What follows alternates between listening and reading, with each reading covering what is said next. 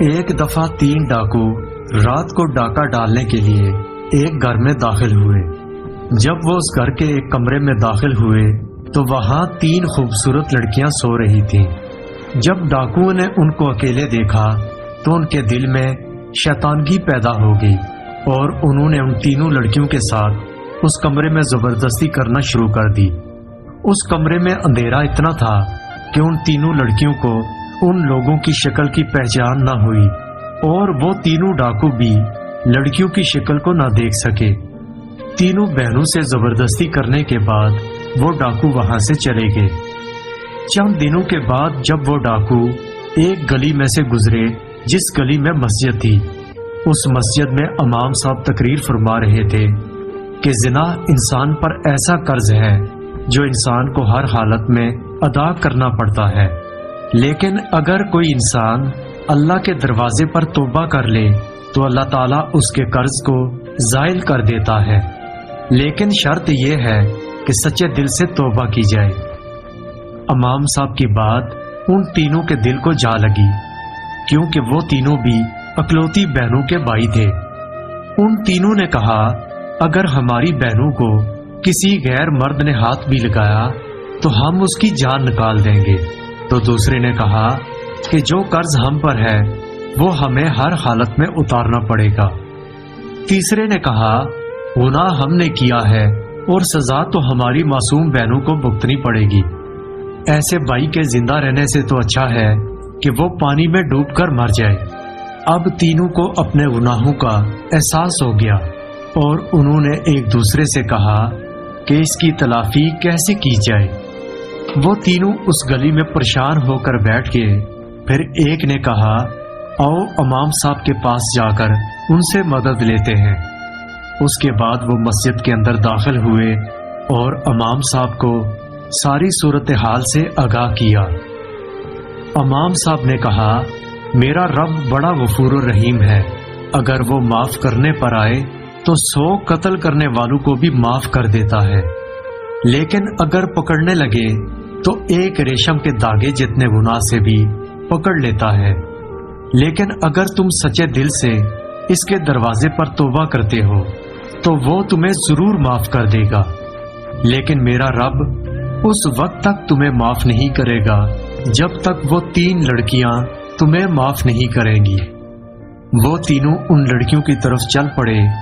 جب وہ تینوں ڈاکو وہاں گھر پہنچے تو انہوں نے دروازہ کھٹکھٹایا تو ایک بہن باہر آئی اور دروازہ کھولا۔ کہنے لگی، کون ہو تم اور یہاں کیا کرنے آئے ہو؟ تو ان تینوں میں سے ایک نے کہا، ایک ضروری کام تھا جس کو پورا کیے بنا ہمیں سکون نہیں آ رہا۔ ان کی باتوں سے اس لڑکی کو تسلی ملی اور وہ ان تینوں کو اندر لے گئی۔ جب وہ اندر داخل ہوئے تو باقی 2 بہنیں بیٹھی رو رہی تھی، تو انہوں نے پوچھا کہ تم رو کیوں رہی ہو اور کیا تمہارے ماں باپ نہیں؟ تو انہوں نے کہا کہ ہمارا ایک بزرگ باپ تھا، ایک رات وہ کسی کام سے باہر گیا تو 3 ڈاکوؤں نے ہم پر حملہ کر دیا اور ہم تینوں کو اکیلے پا کر ہمارے ساتھ زبردستی کی، اور جب یہ خبر ہمارے بوڑھے باپ نے سنی تو وہ یہ بات برداشت نہ کر سکا اور وہ اسی وقت اس دنیا سے رخصت ہو گیا۔ یہ سن کر ان تینوں میں سے ایک بولا کہ تم ان 3 آدمیوں کو جانتی ہو جنہوں نے تمہارے ساتھ یہ ظلم کیا؟ تو ان تینوں نے کہا، اندھیرے کمرے میں جب انہوں نے ہم سے زبردستی کی تو ہم ان کی شکلیں نہ پہچان سکی۔ اگر آج وہ ہمارے سامنے آ جائیں اور ہم ان کو پہچان لیں تو ہم ان کے ٹکڑے ٹکڑے کر دیں گے، اور اس کے بعد ہم اپنے پیٹ میں پلتے ہوئے ان کے بچوں کو بھی قتل کر دیں گے، کیونکہ جن کے نامعلوم باپ کا کردار ایسا تھا تو بڑے ہو کر وہ بہت بڑے مجرم بنیں گے۔ یہ سن کر ان تینوں میں سے ایک ڈاکو نے کہا کہ اس رات تم سے زبردستی کرنے والے ہم تینوں تھے۔ یہ سن کر ان تینوں کے پیروں تلے سے زمین نکل گئی اور ایک بہن نے خنجر اٹھایا اور ایک ڈاکو کی گردن پر رکھ دیا اور کہنے لگی کہ تمہاری وجہ سے ہم نے اپنے بوڑھے باپ کو کھو دیا اور ہمارے کردار کو تم نے خاک میں ملا دیا۔ اب تمہارا اس دنیا میں رہنے کا کوئی حق نہیں۔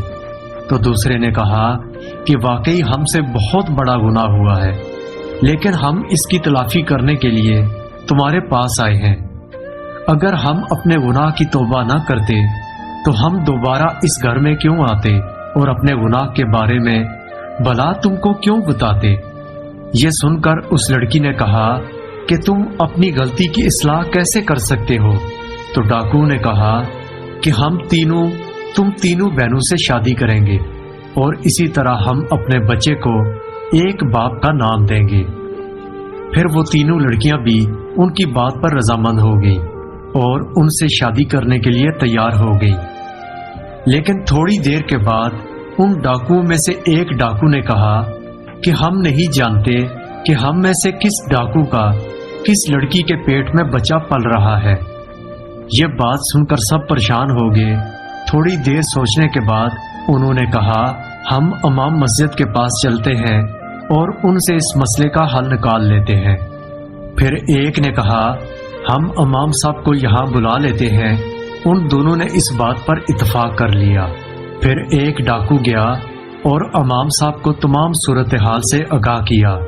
تھوڑی دیر سوچنے کے بعد امام صاحب نے ان تینوں ڈاکوؤں کو ایک لائن میں کھڑا کر دیا اور پھر ایک لڑکی کو کہا کہ تم ان تینوں کے سینے سے ناک لگا کر خوشبو سونگھو، کیونکہ جب تم ان تینوں کے قریب جاؤ گی تو تمہیں ایک عجیب و غریب خوشبو محسوس ہوگی، کیونکہ ہر مسلمان چاہے جتنا ہی گناہگار کیوں نہ ہو اور اگر اس نے نبی کا کلمہ پڑھ لیا ہو تو اس کے جسم سے ایک عجیب و غریب خوشبو نکلتی ہے اور وہ خوشبو ہر ایک میں مختلف ہوتی ہے، اور جب تم ان تینوں میں خوشبو سونگھو گی تمہیں محسوس ہو جائے گا کہ اس دن کون سا ڈاکو تمہارے قریب آیا تھا۔ یہ سن کر وہ تینوں بڑے حیران ہوئے اور پھر ایک لڑکی تینوں کے قریب آئی اور خوشبو سونگھنے کے بعد کہا کہ مجھے پتا چل گیا کہ اس رات یہی نوجوان میرے قریب آیا تھا۔ پھر امام صاحب نے اس لڑکے اور لڑکی کو علیحدہ بٹھا دیا۔ پھر ایسے ہی کرتے ہوئے باقی لڑکیوں نے بھی ایسا ہی عمل کیا۔ امام صاحب کی عقل مندی کو دیکھ کر وہ تینوں بڑے متاثر ہوئے۔ پھر امام مسجد نے ان تینوں کا نکاح کروا دیا اور تینوں اپنی غلطی کی تلافی کر کے ہنسی خوشی زندگی گزارنے لگے۔ اور جب 1 سال کے بعد تینوں کے بچے پیدا ہوئے تو ان کی شکلیں اپنے اپنے باپ پر تھیں۔